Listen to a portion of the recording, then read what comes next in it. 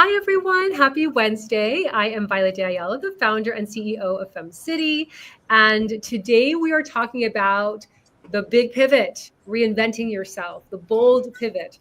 And the reason why we're having this conversation is because there are so many women in our community that are really going through this feeling that they've outgrown the space that they were in, or maybe they feel a calling or a pull to someplace else.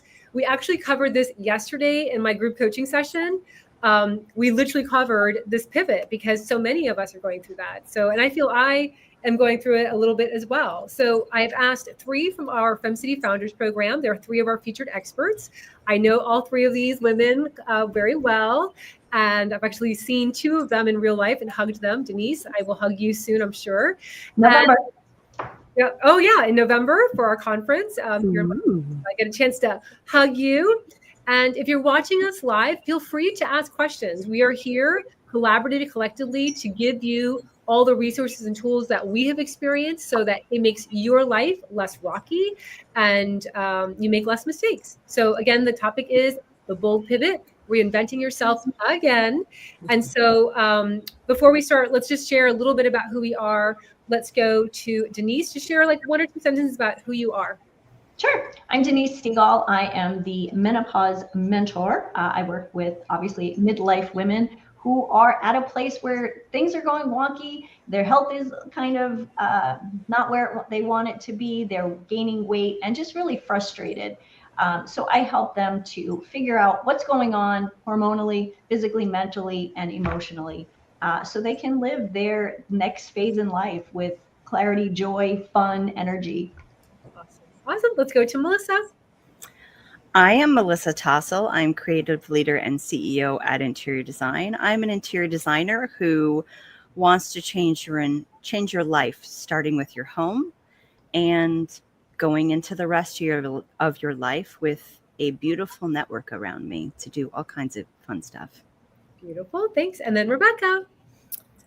I am an essential oil expert, author, and speaker, and I help people take charge of their health. And I do that by teaching about the power of essential oils, mindset work, and just share my secrets for how to age well.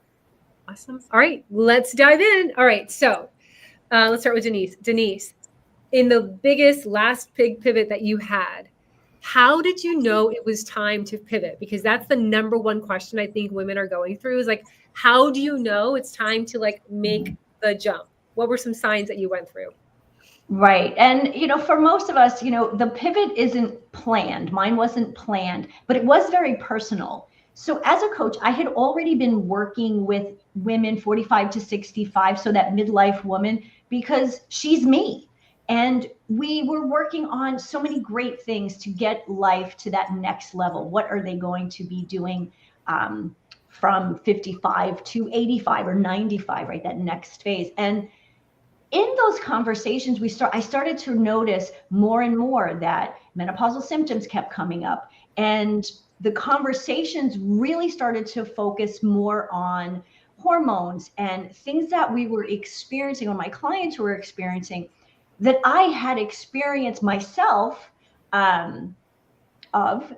starting at a very young age.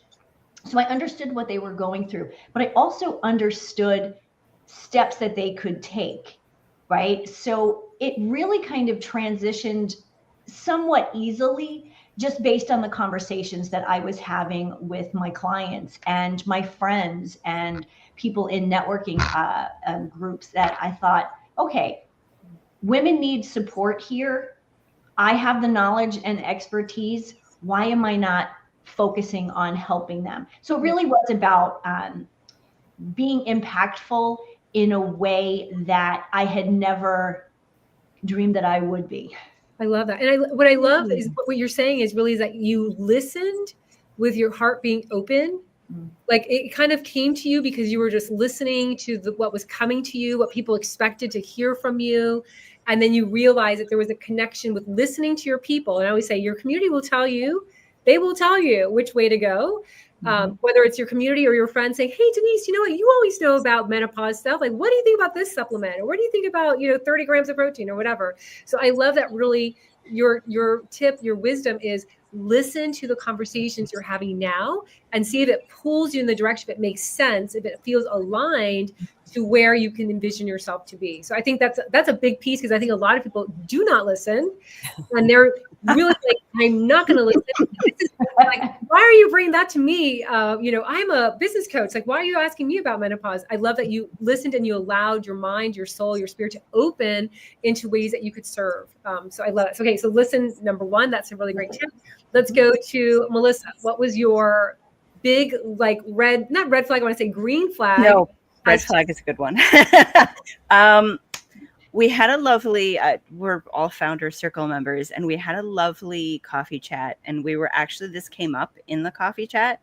So we're talking how communication is one of those transitional pieces that when you pivot or when you transition, communication is one of the things, communicating who you are, feeling like you're saying everything you need to be saying and how you need to say it. So for me, I didn't love what I was doing anymore. I felt so distant from it. I didn't know, honestly, I didn't know who I was. I didn't know what I wanted. I didn't know how to want things. And I questioned many times. I'm very good at what I do. I love what I do, but I questioned many times whether I should even do this anymore. And a lot of my pivot was having the bravery to take a life that was really fractured. So for me, my huge pivot was I wasn't myself. I was showing up as who I thought I had to, even after I had kind of the creative freedom to have like the red hair and to be colorful and the things you guys know me for. It was still like I would have my FemCity Melissa, and I would have my volunteering Melissa, and I would have my family Melissa, and I would have like all of these people I was trying to be, and understandably it wasn't working. And I ended up having to go within me and have the bravery to say, who am I without anyone else? And it was scary because there was nothing there at first. And I had to figure out who that was.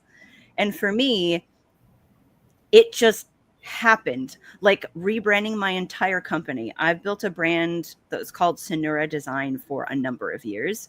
And my pivot was so personal, it overtook my business. That my business name that I created from a pen name, from a fandom I was a part of as an artist and writer, I just picked it. I didn't have any idea what I wanted to call my business. I just picked one. And now finally I had an identity. I had who I wanted to be. And that was what cued me, is I didn't love what I was doing anymore. Wow. I fought a lot of things, and I'm in such a much better space now. I'm not there. And I think we all agree we're not there. We're on a journey. We're getting there. That's the joy of it. But I even discovered a thing, because I'm so empathic and I'm such a team person. I have had to create without anyone in my business with me. I've had up to 3 employees at one point, and I loved it. And I had to get rid of my right-hand woman. I really didn't want to. I was forced to by the universe. And now I realize it's that I could create from my heart. Yeah. So authenticity, you would say authenticity. Like absolutely.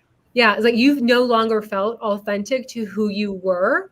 And so you felt because I know sometimes we struggle, especially like some will say, well, after summer, I don't feel like who I am anymore. I'm like, yeah, because in summer mode, we're like on the beach, like lounging about. But you're talking more deep. You're talking about like all of those personas that you took on. Yeah. So feel really more and more disconnected to who you were. And so that you no longer felt comfortable in pretending. And so that was you really just wanted to show up authentically on all platforms as who you are. So I think the word for you is authentic. And I think that the courage to be someone I wanted to be and didn't give my self permission to be. Yeah. And I want to put a little pin in that one, because that's a huge conversation for us to have also, is the fear of judgment of when we do start over, and like the mindset it takes. So let's definitely come back to that. Rebecca. Wow. I think a theme for me is I'm a late bloomer, and I'm very okay with that. And so I have basically been tricked into every pivot So, and I'm okay with that too. The universe. Tricked or tripped? Yes. Okay. Yes. And so this last pivot was, I was part of the, I chose to be a part of the Uncover Your Light Volume 2 series, one of 20 authors. And I passed on the first opportunity for Volume 1 because it just wasn't the right time, but I was very intrigued. And even though I'd never written nonfiction before. And so the second time it came around for Volume 2, it's like, okay, universe, you can't ask me to resist twice. So I jumped in, even though I was very leery that I truly fit in with that theme of hope and resilience. Hope, yes, but I have a whole different take on it. And she said, that's perfectly okay. But what that taught me in that 2,500 words, I have too many words. That it was so frustrating to limit my message, my big important message to 2,500 words. And it was excruciating. Yeah. And so I thought, I also want you to mention like that you are a writer. Like when you mentioned your first time writing as a nonfiction, tell those that are watching your writing experience, because you have an incredible writing experience prior to that. So just I want people to realize like what it means, because you were here and now here. So what kind of writer were you before? I was a traditional romance writer for Harlequin Silhouette. I had sold 2 books a lifetime ago. And again, was tricked into that. Yeah. But found my calling. And then for whatever reason, could not sell more. And so I pretty much just let the writing go for a while. And growing up, never thought I'd be a writer. Never was the plan. So to now be an author of a soon-to-be 4th book is mind-blowing to me. Yeah. But it was really the frustration of I have too much to say. I need my own book. So I just jumped in at, in my 60s.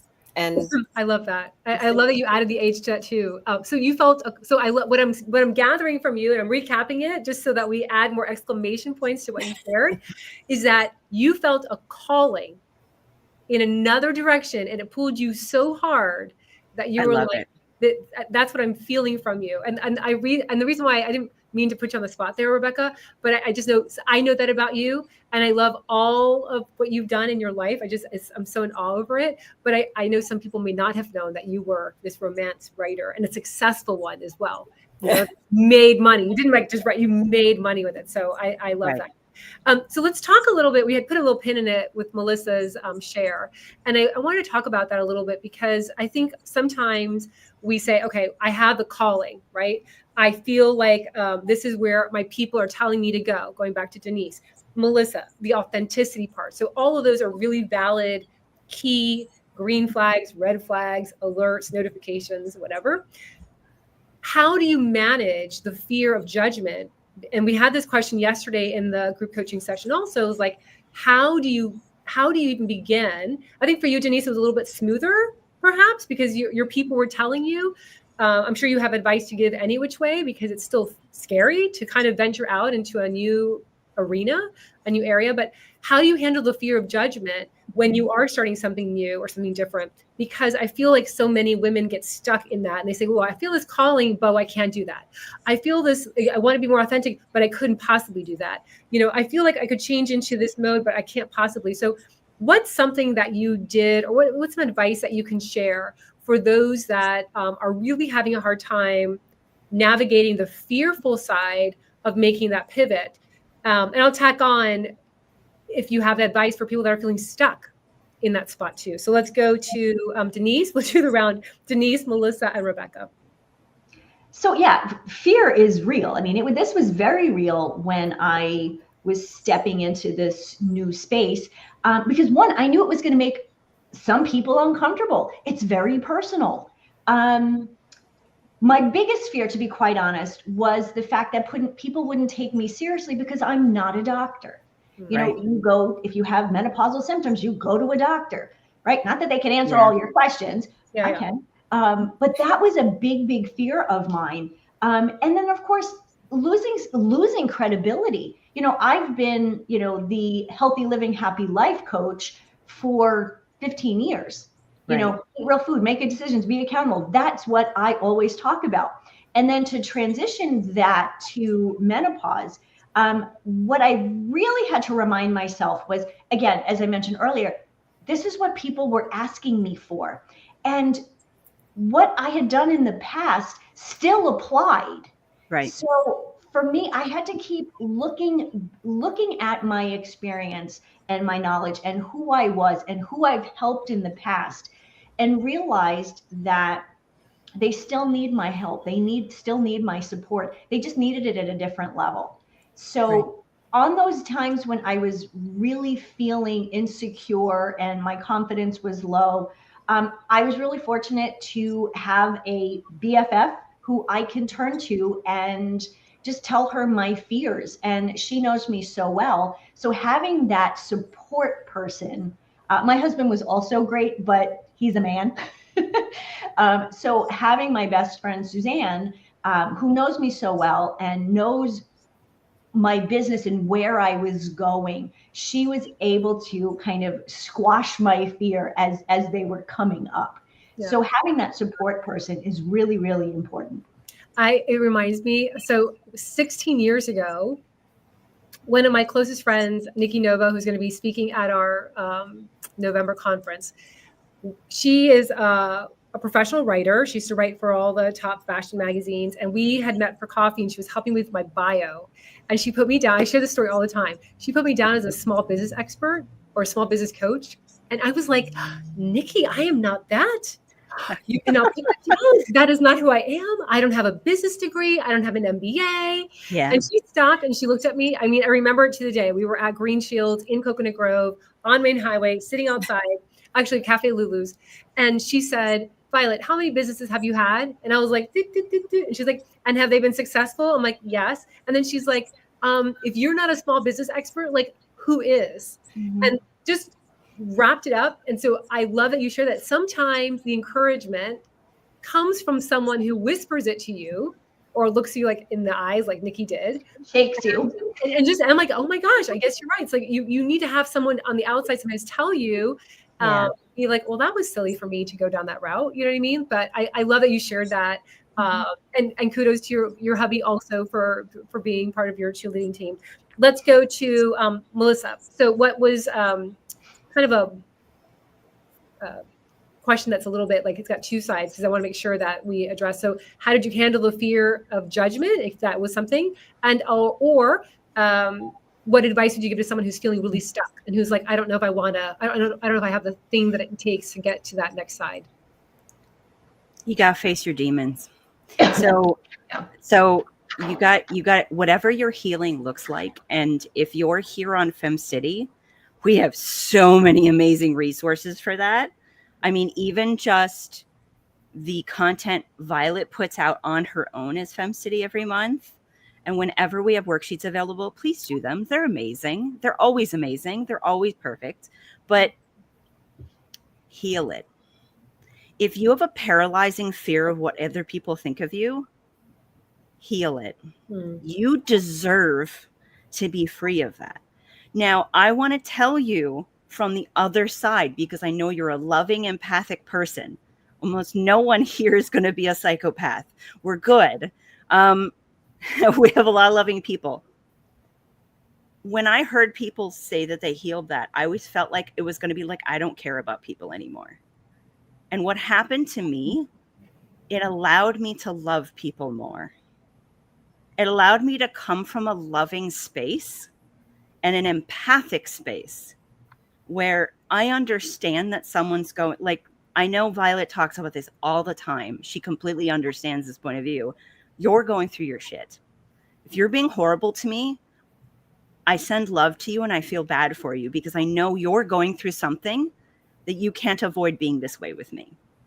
And honestly, from someone who didn't realize they were putting up with abuse in their life from many people, you're going to keep attracting that until you take care of it.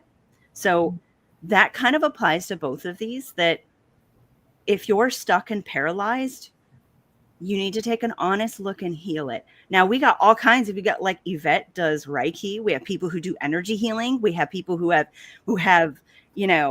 Rebecca has her amazing essential oils, and several other femmes do. Like, choose your poison, so to speak, and you can find a method to help you. But if you're really stuck, give yourself the compassion and the love and the grace and mercy to take care of that, and not feel like you have to push through everything and just grit your teeth and bear it. That isn't the way to move forward. I love because that. You don't want to make a decision based on that. You want to make a decision free of that. Yeah. And And I love all that, Melissa. And I feel also sometimes when we do pivot and we step into our authentic self, things flourish and grow beyond our vision, because we are stepping into what our calling is. And then it just goes. So sometimes we lose those people. Sometimes those people will unsubscribe. Sometimes they'll unfollow. And one of my favorite sayings is, what Sally says about Susan says more about Sally than Susan. So at the end of the day, if someone is on there giving you hate eyes, evil eye, commenting, snickering, whatever, that's their journey. That's their story. And there's nothing you can do, because they're doing it with many facets of their life. So it's really important to stay centered in who you are, and you'll be happier. Yeah. And I wanted to add, honestly, none of that ever happened. Yeah, like exactly. I have beautiful people in my life. When you come forward with your mission and you're doing a beautiful thing, no one comes forward to say, God, you're such an awful person. Why would you do this? And it's really funny because I had my rebrand. I think a few of you saw my rebrand go up, and it's so different than what I was showing up as before. And it's so soft. Yeah. In a very harsh world I live in of construction and men and all of those things. I was like, and I had absolutely nothing to be afraid of. Everyone just took it in stride because I'm just being me. And it's not like no one saw that before. Yeah. And I also feel like you're so busy being happy, and you're so happy and being in your like new space, that even if someone says something, you don't even notice it. Honestly, because it's not your focus. You don't even notice it. So, Rebecca, same questions for you. I think it's interesting. My 38-year-old daughter asked me one time, how did I get so fearless? And I love that. I said, I am not, I exhaust her. Fair. But I love it. But I said, I'm not afraid of failing. I'm afraid of running out of time. So maybe age, at 67, maybe that gives me a little different perspective, but I've actually approached everything pretty much that way. I've never taken time for granted because of the poor health in my family, seeing loved ones die too young and suffer so long before they died. And I have a lot of those same genes. So my whole goal has been to beat my genes, and I'm winning the battle so far. And so that's where I come from when I face a challenge. But the other thing is, I think I had a monkey on my back a long time about not going to college. And so anything I didn't think I could do, it was, oh, well, I didn't go to college. And my husband reassured me there's a lot of people with a college degree that are not smart. And B, someone told, and to write a book about wellness, I'm not a college graduate. I'm not a doctor of any kind in the medical field. Who am I to do this? And someone told me, who was in their 30s, they said, we don't trust people who are experts anymore. We want someone who's lived it and been in the trenches, and they're real. So yes, I'll buy your book. Yeah. And so that's a little bit like, what Denise was saying as well. So it was, getting published after 10 years of trying the first time took that sort of off my back of, I'm not smart because I didn't go to college, but to take on a big book, a nonfiction book on wellness, when I really have no official background, I did sort of, hesitate a little bit, but yet that calling, that this is personal to me. I could not help my family. So anything I can do to help someone else age well, Yeah. and be healthy now and later, despite their genes, Yeah. I have to do this. Yeah. So I wrote down, what saying comes to mind is you think you have time. And I love that, because if you're on the fence about pivoting, sometimes we think the luxury of time is like, oh, we can do it tomorrow. But so you think you'll have time, meaning like do the things today. And I also, I love giving homework. I don't think I've given homework ever in a panel, but every time I coach someone, I always give them homework on things, what to work on. But if you are You're listening, good at homework, Violet. I'm giving you homework. Yeah, I'm giving you homework. So if you're watching this and you are looking to pivot, I think going back to what all of us have shared, but thinking about specifically what Rebecca was saying, is that monkey on your back. I think we all have that narrative that's holding us back. And so I ask you to ask yourself, what is that story that you have on your back, in your brain, that's holding you from moving forward? Because we've already addressed the fear of judgment. We've already addressed the signs that you would get. Bless you, Melissa. And so really the next step is, what is that that's holding you back? And then rewriting it, like Rebecca just said, using the facts, pulling all your receipts together so that you feel confident in moving forward and pivoting. So we're going to wrap up. We only got through 2 or 3 questions, and I knew I had like 8 questions or 6 questions. I knew it was going to be a great conversation. Final advice, Denise, and then ways that femmes can find you to stay connected. Final advice. I think when we're stuck, we actually know the answer that we're searching for. It's about getting quiet, listening to yourself, getting away from the noise, whether the noise is social media or the computer or your family, and just taking the time to reflect what your feelings are, what your thoughts are, what your desires are. And then to figure out like what brings that energy. I mean, I think that's the biggest piece, is if there's a lot of excited energy around something, there's your answer. Yeah. And you may not know what the steps are, and that's okay. But getting quiet and listening to yourself and finding what brings you or gives you that energy, that's going to help you take that first step. And I think that's the most important. Is we can think about things and write things down all the time, but deciding what that is by feeling it and then taking that very first step. I love that. How can femmes find you? Femmes can find me on my website, denisestegall.com, or anywhere on social media. I am Healthy Living with Denise. Awesome. Thank you so much. All right, Melissa, final advice and how femmes can find you. You can do this. I know you can do this. That's the Too Long Didn't Read. I essentially have a college degree. I have a college diploma. I'm very qualified in what I do. I've spent years educating myself, and I have many times thought that I can't do this. Mm-hmm. So just know, if you take away nothing else from this, when you're thinking about pivoting, remember everyone has a monkey, or as I say, they have a monster. Yeah. They got a little monster somewhere that tells them all these awful things. And I think if you look at yourself with compassion and you look for that monster, as Violet's saying, like, what is your story that you're telling yourself? And then what's the other side? As someone who doing what they call in spiritual shadow work and the healing, super easy for me. Super easy to dig into the hard stuff and to heal and to find all the wounds. My hard part was wanting and dreaming, and all the lovely parts you're supposed to be really come easily. So do the other part too. Sit down. Passion Planner is one of my favorites for set a 60-second timer. Take away absolutely every barrier, time, money, everything, and write down what you want. Mm-hmm.